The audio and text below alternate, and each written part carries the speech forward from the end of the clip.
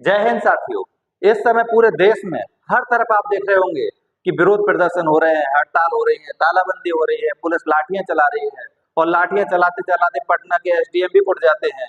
इस तरह की घटना इस समय देखने को मिल रही होंगी। सीधे शब्दों में कहें तो पूरे देश में मुख्य रूप से 3 ऐसे मुद्दे इस समय हैं जिसको लेकर पूरे देश में विरोध प्रदर्शन हो रहा है। अलग अलग तरह के लोग अपने अपने मुद्दों को लेकर विरोध कर रहे हैं। ये 3 मुद्दे कौन से हैं और ये 3 मुद्दे इस पूरे महीने में हर दिन के अखबार की सुर्खियों में रहे। अखबार, media, social media, print media, electronic media, हर जगह आपको ये मुद्दे दिखाई देंगे। जिसमें से पहला मुद्दा है बांग्लादेश। बांग्लादेश में आपको पता है कि तख्त पलट हो चुका है और वहां की जो प्रधानमंत्री हैं शेख हसीना, उनको भागकर भारत में शरण लेनी पड़ी है और वहां इस समय एक प्रकार से मिलिट्री हावी है। लेकिन वहां पर भारतीयों का क्या हित है? दरअसल वहां पर सांप्रदायिक दंगे होने लगे हैं और हिंदू जो कि अल्पसंख्यक है, माइनॉरिटी है, उनको प्रताड़ित किए जाने लगा है। इसलिए भारत में जो कि बहुल हिंदू क्षेत्र है, यानी कि हिंदुओं की यहाँ बहुलता है, इसलिए अनेक प्रकार के हिंदू संगठन इस बात की सरकार से लगातार मांग उठा रहे हैं कि बांग्लादेश में आप कुछ कीजिए, वहां के हिंदुओं को संरक्षण दीजिए और देना भी चाहिए। नहीं तो ये विश्वास कैसे पनपेगा? पूरी दुनिया में एकमात्र मुल्क हिंदुओं का भारत, जहां इतनी बड़ी आबादी है, अगर हम लोग आवाज नहीं उठाएंगे तो फिर कौन उठाएगा? लेकिन इसी बीच आपने देखा होगा कुछ लोग, हिंदू संगठनों के नेता, इस प्रकार के वीडियो भी डाल रहे हैं कि हम खुद भी जा रहे हैं बांग्लादेश, हमको अनुमति दी जाए, बॉर्डर पार करके हम वहां जाकर बचाएंगे उनको। इस प्रकार का काम भी नहीं करना है बल्कि सरकार को करने देना है। तो पहला मुद्दा यह है बांग्लादेश हिंदू।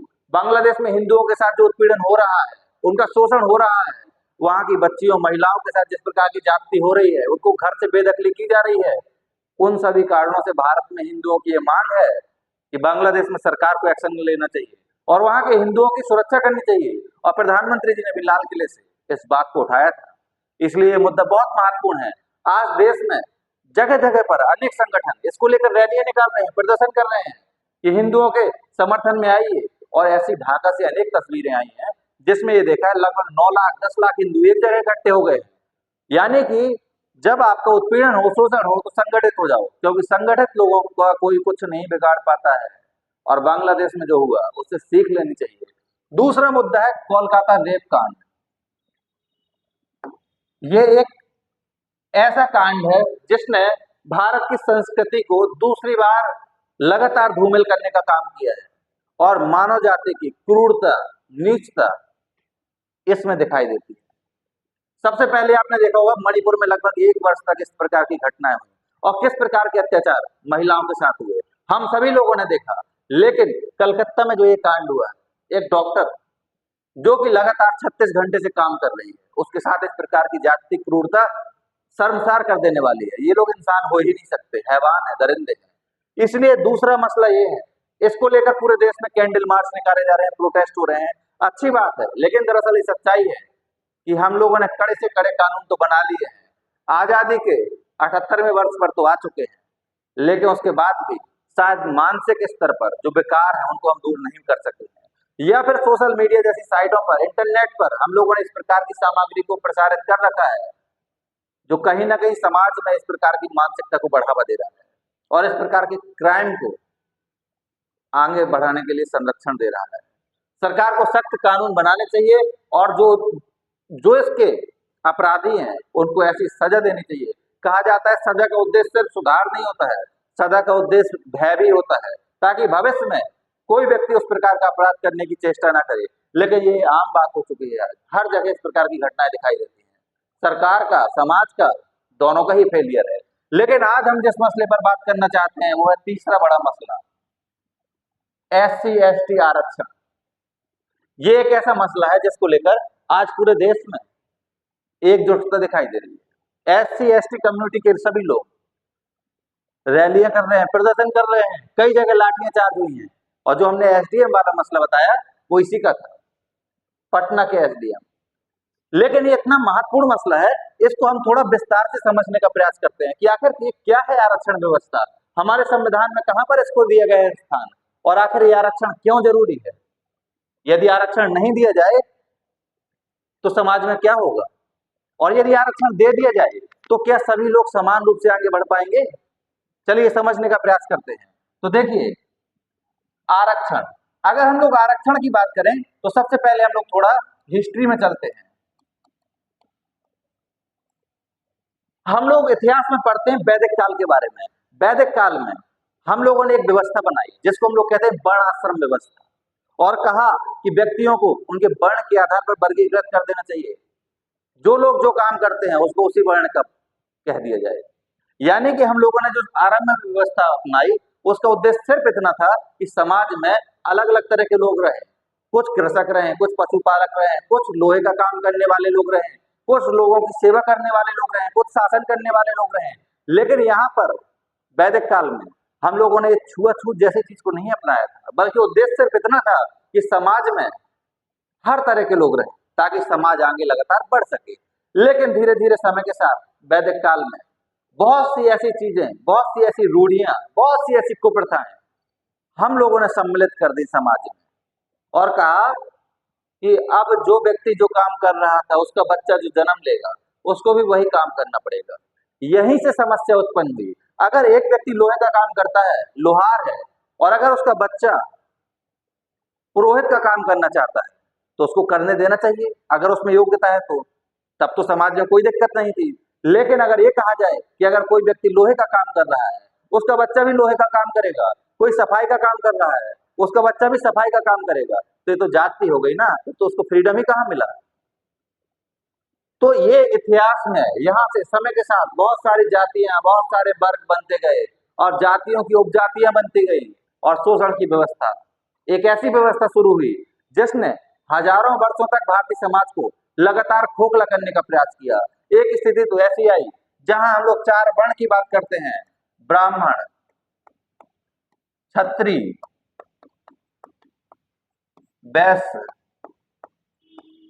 शूद्र, कहा गया इनको भगवान के साथ जोड़ दिया गया, और कहा गया कि जो ये ब्राह्मण हैं ये भगवान के यानी ब्रह्मा जी के मुख से प्रकट हुए, इसलिए इनका काम है समाज में ज्ञान को देना। वेद, पुराण, उपनिषद, इन सभी के बारे में समाज में जागरूकता लाना, लोगों को इन सभी में जो उपदेश लिखे हुए हैं उनको सहजता से, आसान भाव से बताना, और इसमें जो भी कर्म कांड दिए हैं उसके बारे में बताना। ये अच्छी बात भी है कि चलिए इनको ये तय कर दिए कि आपको यही काम करना है, क्योंकि ये काम भी बहुत आसान नहीं होता है। आज भी हम लोगों के पास अनेक वेद हैं, पुराण है, ग्रंथ है, भाष्य है, सब कुछ है, लेकिन पढ़ता कौन है। तो कम से कम हम लोगों ने तय कर दिया कि ये लोग पढ़ेंगे, आचरण शुद्ध रखेंगे, सुबह से उठकर पूजा पाठ किया करेंगे, स्नान करेंगे, पवित्र अनुशासन करेंगे। दूसरा था क्षत्रिय, इनसे कहा कि आपको सिर्फ एक काम करना है, समाज के लोगों की रक्षा करनी है। कहा गया कि ये क्षत्रिय जो है ब्रह्मा जी की भुजाओं से निकले हैं, इनमें अथाह शक्ति है, ये सिर्फ समाज में रक्षा करने का काम करेंगे। और किसकी रक्षा? ब्राह्मण, क्षत्रिय, ब्राह्मण, वैश्य और शूद्र की। इसलिए जो भी राजा महाराजा अधिकतर हुए हैं वो इसी क्षत्रिय कुल के थे, क्षत्रिय वंश के। वैश्यों को कहा गया कि समाज में अगर अर्थ का प्रवाह नहीं होगा और व्यापार वाणिज्य नहीं होगा तो समाज कैसे चलेगा, लोगों की जरूरतें कैसे पूरी होंगी। तो इनसे कहा गया कि आपको एक काम करना है, व्यापार वाणिज्य का काम करना है। अंत में जो शूद्र थे इनको कहा गया कि जो ये तीनों हैं आपको इनकी सेवा करनी। इस प्रकार से ये व्यवस्था तय हो गई। लेकिन समस्या तब उत्पन्न हुई जब कहा कि जो ब्राह्मण है इसका बच्चा जन्म लेगा तो ब्राह्मण का ही काम करेगा, क्षत्रिय का बच्चा जन्म लेगा क्षत्रिय का ही काम करेगा। यहां से अव्यवस्था उत्पन्न हुई। फिलहाल इतना इतिहास काफी है, अब हम लोग चलते हैं वर्तमान पर।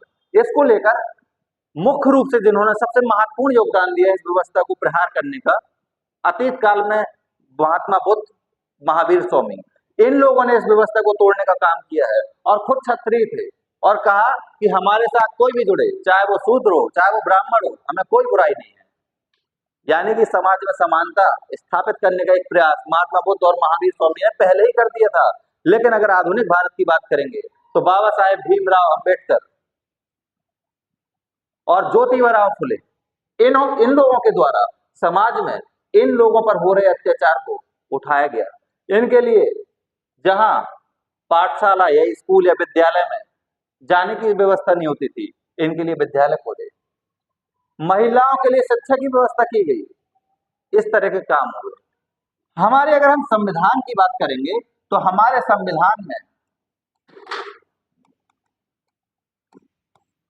आर्टिकल 15 और आर्टिकल 16 ये मुख्य रूप से संबंधित है आरक्षण की व्यवस्था से। जहां इसमें कहा गया सबसे महत्वपूर्ण है आर्टिकल 16।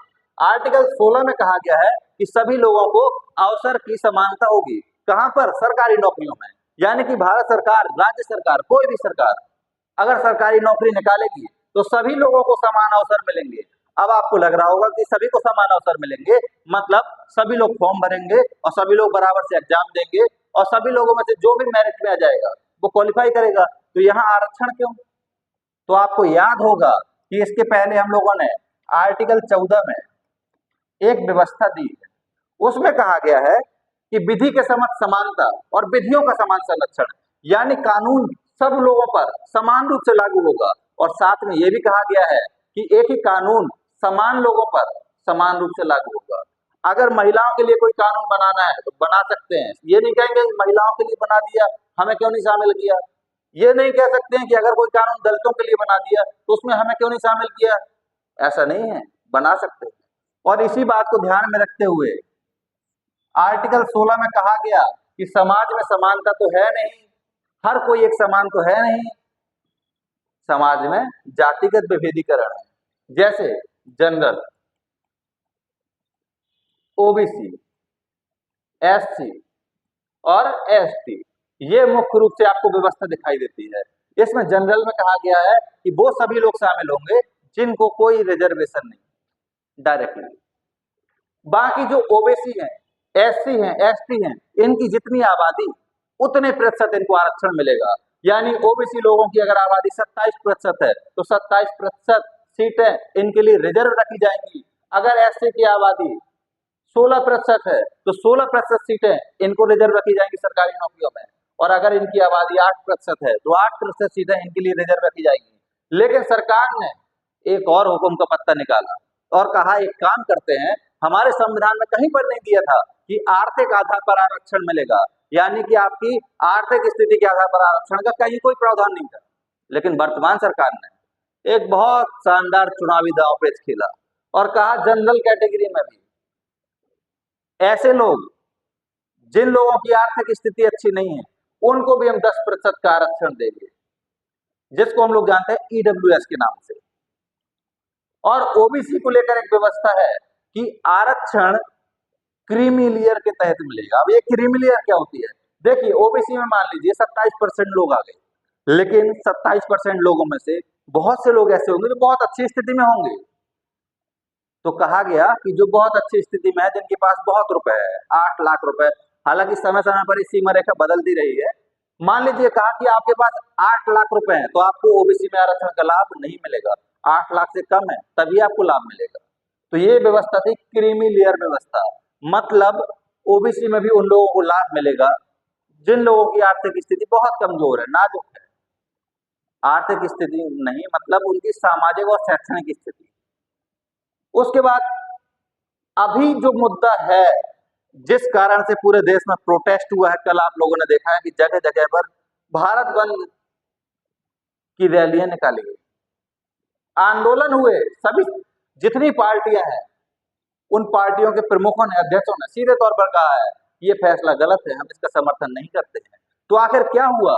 जनरल में कुछ नहीं हुआ है, ओबीसी में कुछ नहीं हुआ है, बस ओबीसी में जो व्यवस्था थी क्रीमी लेयर की, कहा गया कि जो आर्थिक, जिनकी सामाजिक और शैक्षणिक स्थिति और आर्थिक स्तर कमजोर है उनको लाभ मिले। यही व्यवस्था सुप्रीम कोर्ट ने कहा है कि एससी और एसटी में भी होनी चाहिए। कहा गया है कि एससी और एसटी के सभी लोग तो गरीब नहीं है, या सभी लोग तो सामाजिक और शैक्षणिक रूप से पिछड़े नहीं है, ये हम नहीं, यह सुप्रीम कोर्ट का सोचना है, उनका मानना है। उन्होंने कहा है कि अभी जो लाभ मिलता है उसमें से अधिकतर लाभ तो सिर्फ वही लोग ले जाते हैं एससी एसटी में जो लोग आर्थिक रूप से और सामाजिक शैक्षणिक रूप से संपन्न हैं, जिनके पास सब कुछ है। जबकि वास्तव में जो वंचित लोग हैं, जो शोषित लोग हैं, जिनको ये लाभ मिलना चाहिए था, उनको ये लाभ मिलता ही नहीं। इसी कारण से समाज में इनका उद्धार या उत्थान नहीं हो पा रहा। इसी को लेकर प्रोटेस्ट हो रहा है और कहा जा रहा है कि एससी एसटी में जो क्रीमी लेयर की व्यवस्था की बात सुप्रीम कोर्ट ने की है उसको हटाया जाए। क्रीमी लेयर का मतलब समझ लीजिए, ये एक ग्रुप है एससी और एसटी के लोगों का।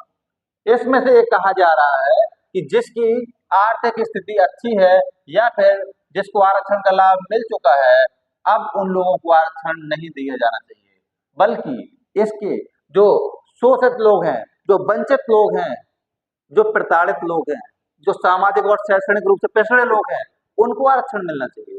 अगर देखा जाए तो ये व्यवस्था बेहतर है, क्योंकि ये तो वास्तविकता है कि आप भी देखते होंगे कि जिनको आरक्षण मिल रहा है उनकी स्थिति पहले से काफी अच्छी है।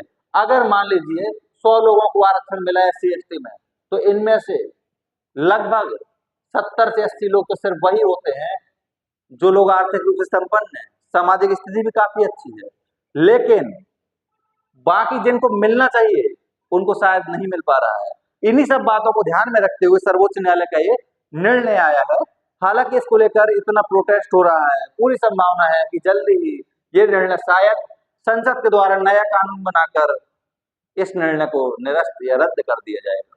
खैर जो भी होगा आगे, क्योंकि लोकतंत्र में लोगों की ही चलती है और लोकतंत्र में अपनी बात कहने का अधिकार लोगों को होता है, और लोकतंत्र में जो भी नियम कानून बनाए जाते हैं वो लोगों के लिए होते हैं, लोगों के हितों के लिए होते हैं। लेकिन उसके बावजूद भी अगर लोगों को उनमें आपत्ति होती है तो या तो उनमें सुधार होता है या वो वापस ले लिए जाते हैं, और ऐसा कोई पहली बार नहीं हो रहा है। अभी किसान कानून में हम लोगों ने देखा कि ये सब ऑलरेडी हुआ है। तो आप इस मुद्दे को समझ लीजिए। आरक्षण का मुद्दा बेसिकली हमने आपको बता दिया है कि जनरल, ओबीसी, एससी और एसटी ये वो कैटेगरी हैं जिन लोगों को आरक्षण की व्यवस्था है। जनरल को यहाँ कोई रिजर्वेशन नहीं था, लेकिन 10% का ईडब्ल्यूएस, जिसको हम लोग कहते हैं आर्थिक रूप से कमजोर लोगों के लिए आरक्षण की व्यवस्था है, 10% उनके लिए है। ओबीसी, एससी, एसटी इनको आरक्षण है। ओबीसी में क्रीमी लेयर की व्यवस्था थी, जो कि ये कहती है कि अगर आप एक निश्चित आमदनी से ज्यादा रुपए कमाते हैं तो आपको आरक्षण नहीं दिया जाएगा, और यही व्यवस्था एससी और एसटी में आने जा रही है। लेकिन इसको लेकर प्रोटेस्ट हो रहा है, तो ये पूरा मसला उम्मीद करते हैं आप समझ चुके होंगे। हालांकि सर्वोच्च न्यायालय ने अपनी समझ से निर्णय दिया है, और हालांकि हम लोगों के पास सर्वोच्च न्यायालय के निर्णय का खंडन करने का कोई अधिकार नहीं है या उस पर आपत्ति दर्ज कराने का भी अधिकार नहीं है। लेकिन हमारे यहाँ एक तरफ जहाँ सर्वोच्च न्यायालय के पास ये अधिकार है कि संसद के किसी भी फैसले को रद्द कर सकती है या किसी मसले पर सुनवाई कर सकती है, वहीं संसद के पास ये अधिकार है कि संसद नया कानून बनाकर सर्वोच्च न्यायालय के निर्णय को रद्द कर सकती है, उनके आदेश को रद्द कर सकती है। अब देखते हैं आगे क्या होगा, हालांकि ये तो समय की बात है। फिलहाल ये मसले थे जिनको लेकर पूरे देश में प्रोटेस्ट चल रहा है। अन्य मसलों की चर्चा किसी और वीडियो में करेंगे। फिलहाल ये मसला बहुत इंपॉर्टेंट था, उम्मीद करते हैं आप समझ चुके होंगे। एक बार आर्टिकल 14 समझ लीजिए। आर्टिकल 14 में दिया हुआ है कि विधि के समक्ष समानता, यानी कानून के सामने सभी एक समान होंगे, चाहे आपके पिताजी हों या फिर देश के राष्ट्रपति, सबके लिए कानून एक समान होगा। लेकिन कानून समान लोगों पर समान रूप से लागू होगा, गरीबों पर समान रूप से, अगर अल्पसंख्यकों पर समान रूप से, यानी कि उसमें हम लोग भेदभाव, थोड़ा डिस्क्रिमिनेशन कर सकते हैं, ये कहा गया है। 15 में कहा गया है कि आपको शैक्षणिक संस्थानों वगैरह में आरक्षण की व्यवस्था दी जाएगी। 16 में कहा गया कि सरकारी नौकरियों में आपको आरक्षण की व्यवस्था दी जाएगी, और 17 में कहा गया है कि अस्पृश्यता कांड, अगर समाज में आप किसी प्रकार की छुआछूत, भेदभाव इस तरह का काम करते हैं या फिर कोई ऐसा भाषण देते हैं इतिहास के आधार पर, आप कहते हैं कि नहीं इनको छूना नहीं है, इनसे दूर रहना है, ये निकलेंगे तो ढोल पीटते हुए निकलेंगे, ऐसा कुछ करते हैं तो आपको इतनी कड़ी सजा है कि आप समझ लीजिए कि आप न जाने कितने समय के लिए जेल के अंदर बिताएंगे, और जमानत भी नहीं है। जय हिंद, जय भारत। मिलते हैं अगले वीडियो में।